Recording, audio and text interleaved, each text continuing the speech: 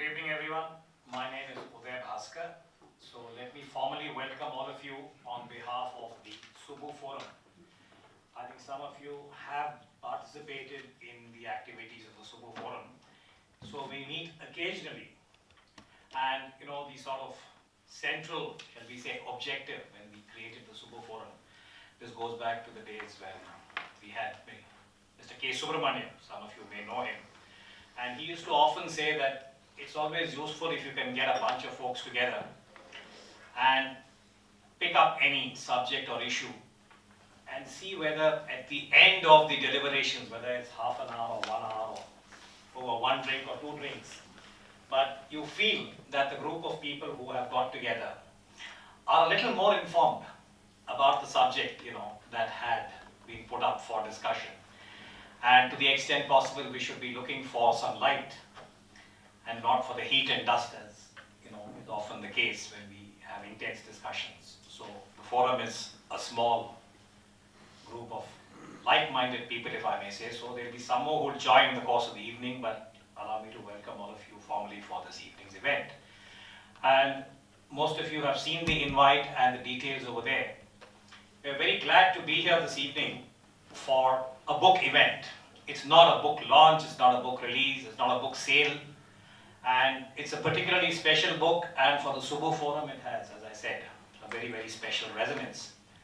This is a book by Stanley Weiss, and I've tried to give you all a summary of what the book is all about in this little paper that I've circulated. It's a media summary.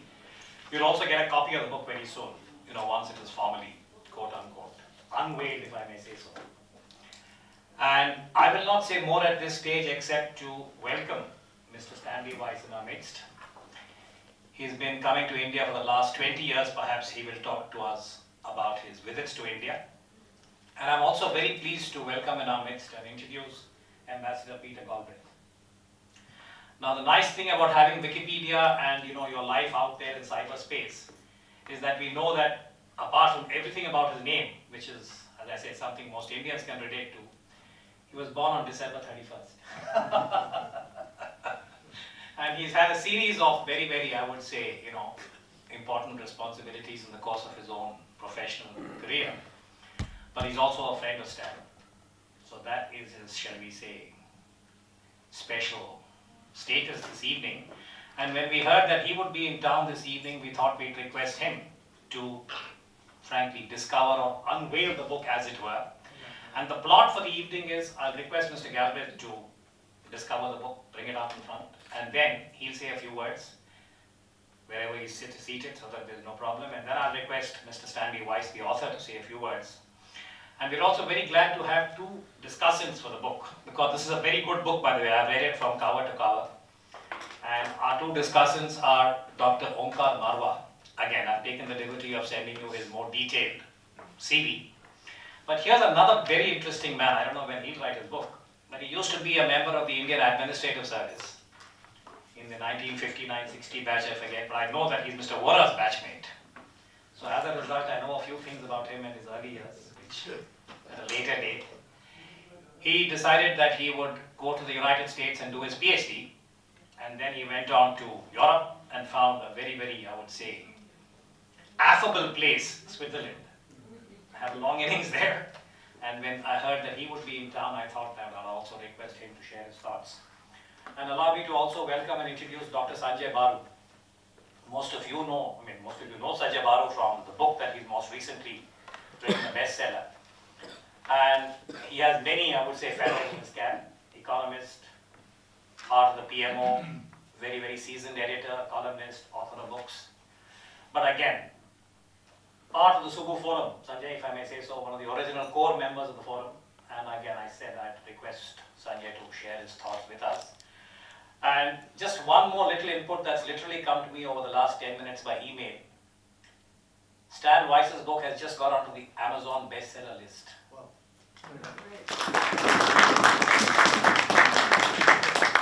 I won't detail you with that metric because he's promised to kill me if I embarrass him further. So I shall not say a word. Ambassador Galbraith, sir, may I request you perhaps to unveil the book for the cameras and then... Adding that this is the worldwide launch Yes. Stanley Weiss's book, Being Dead is Bad for Business. And so, given that it's the worldwide launch, I thought it was actually totally appropriate that he and the book should be introduced by Ambassador Galbraith. Not quite in India, not quite the one who served as ambassador in India, but the one who had a big influence both on Stanley Weiss's life and my own, and of course the reason that I know Stanley.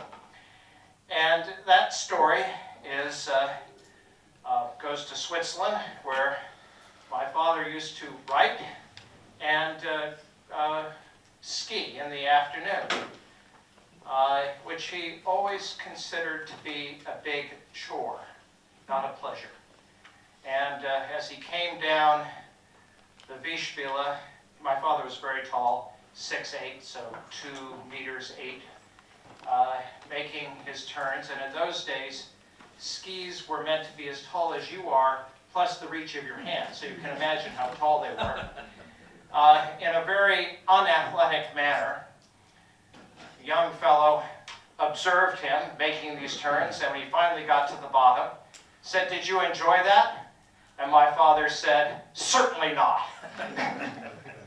And Stanley persuaded him to go out and immediately get some shorter skis. I'd like to say that it improved his skiing, but I think his doctor told him that because he was taking Coumadin blood thinner, he shouldn't ski anymore, and he welcomed that as the opportunity to give it up. But my father had another role in Stanley's life, which is they got to know each other in Switzerland, and as you'll find out, Stanley had a fascinating business career, prospecting in Mexico, discovering one of the largest manganese mines, fighting off bandits and everybody else, and ended up in a rather comfortable situation. But not at that point content to rest on his laurels as most businessmen would. Stanley decided he wanted to do something more. He chatted with my father, who said, as advice he gave everybody, go out and get a PhD. And Stanley, who I had not gone to college, entered Harvard as admitted to a PhD program. He didn't pursue it, but he was a fellow at the Center for International Affairs. He then went out and got into politics, embracing the cause of Barry Commoner, who ran for president. I can see a room of blank faces, and that's rightly so, that you would remember Stanley Weiss and not Barry Commoner. But having had that interlude, he ran in 1980 against Jimmy Carter, John Anderson, and Ronald Reagan. He was definitely not the Ralph Nader of that race. He didn't tip it. In fact, I'm not sure he got any votes, some from Stanley's and his own. But it was an effort. Stanley then went out and created Business Executives for National Security, and from whence the title of this book comes. This was at the time that the Reagan administration was building up the American nuclear arsenal. There were people from think tanks who thought that, well, maybe nuclear war was survivable. I remember one of them was saying, what you do is you dig a hole and you put some doors on top, and you get the old people to put the doors on top because, you know,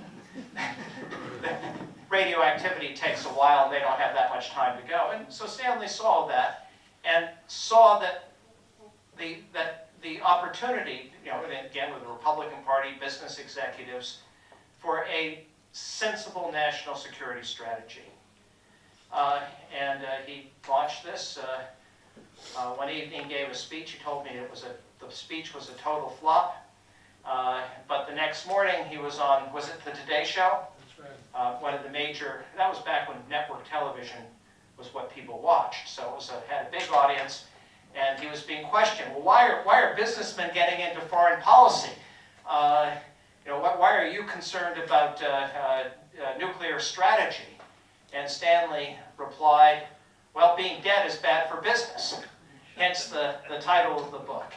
I will say something else about Stanley, and then I'll let him speak for himself because he'll do a better job than I will. But one of the things about Stanley is that as he's pursued this phase of his career, he has, I would say, adopted certain countries and gotten to know them really well.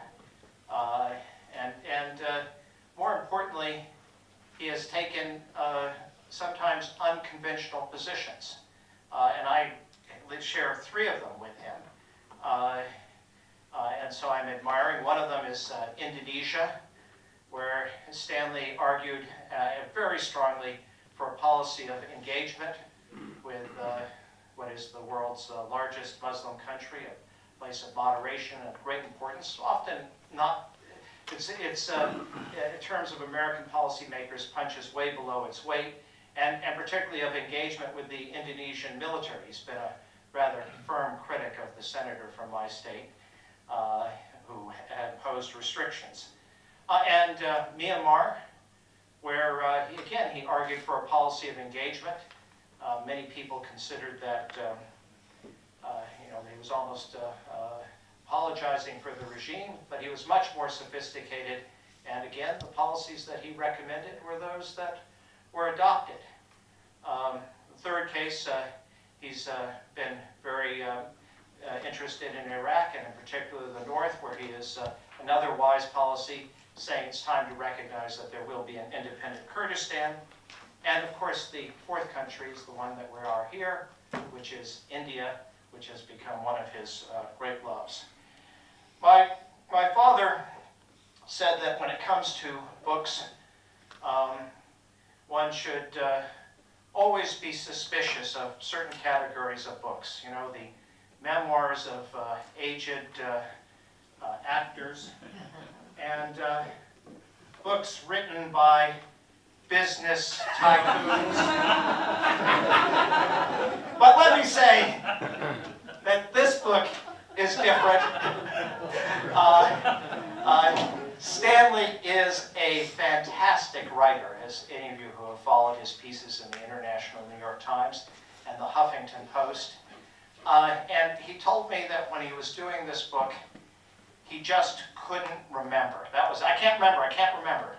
But the truth is that he has the memory of an elephant, as you'll find in this book. Sometimes elephants consult him about things. And so I think what you'll find is a fascinating, incredibly well-written book about a very interesting, by a very interesting person, about his career, his business, his politics, his view of the world. And it is deservedly shooting up on the bestseller list. Stanley. Subbu Forum. This is not a book launch. And Peter said about everything that's going to be said, as far as I'm concerned, about this book. Although I must say that when I first thought about it, I told someone when they said, "You really going to write a memoir?" I said, "Yeah, I'm going to write the shortest memoir that's ever been written. It's going to be 3 words. I don't remember." And then we interviewed 50 people, and it all started coming back a bit, and so it all came through. And anyway, Peter said why we have the title. It is when I was asked about why a business group was involved in the nuclear question, because in fact I had originally gotten an idea that that business never had a seat at the table. And it was important, it seemed to me, that business was so far ahead of most of the national security agencies that it was important that it happened.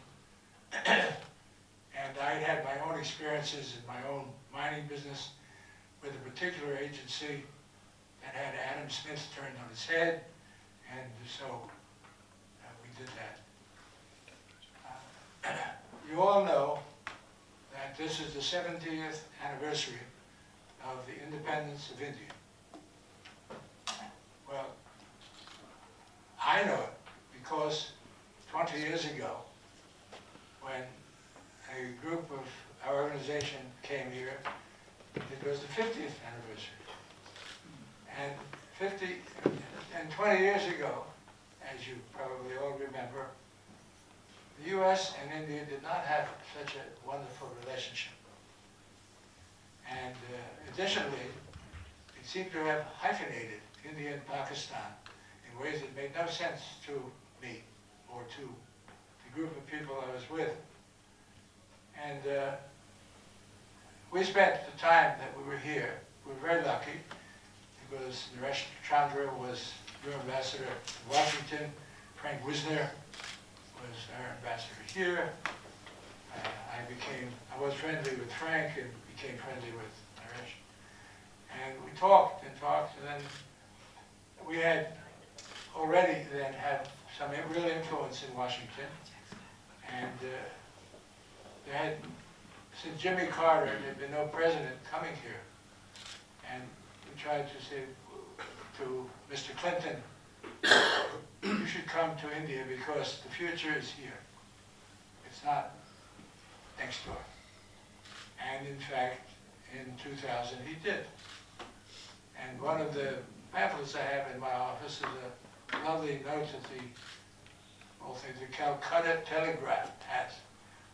It said that the reason that the U.S. and India have really brought together can be summed up in 4 letters, BENS, Business, Executive, National Security, which is, has deep feelings for me, and always has, and as long as I'm around, and since being dead is bad for everything, I hope to be around for a bit.